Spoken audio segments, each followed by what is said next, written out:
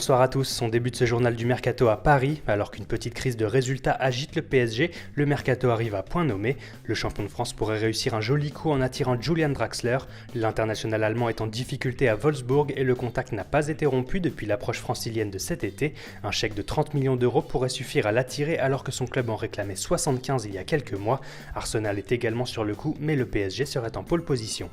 Paris également sur les traces du Brésilien Luan. Une offre de 18 millions d'euros est évoquée au Brésil alors qu'un dirigeant de Grêmio a confirmé avoir reçu une belle offre pour son attaquant.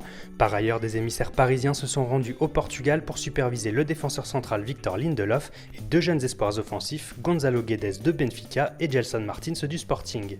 Le club de la capitale qui pourrait aussi perdre quelques joueurs, Jessé Rodriguez pourrait aller chercher du temps de jeu en prêt, l'AS Roma est intéressé tout comme Las Palmas, actuel 10e de Liga. Plus problématique, le Bayern Munich sera sur les traces de Marco Verratti et Adrien Rabiot.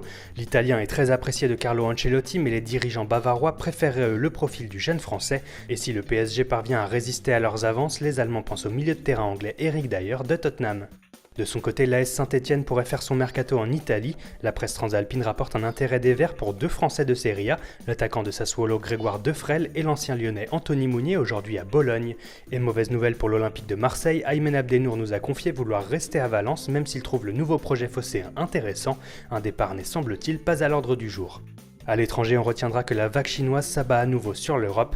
Cet été, les clubs chinois ont déboursé des millions pour attirer des stars et ils remettent le couvert. Oscar, le Brésilien de Chelsea, a confirmé que son départ pour Shanghai SIPG était bouclé à 90%. Les Blues devraient récupérer près de 72 millions d'euros dans l'affaire. Et l'autre club de Shanghai, le Shenhua, souhaite de son côté s'offrir Carlos Tevez et lui propose un salaire de 40 millions d'euros par an.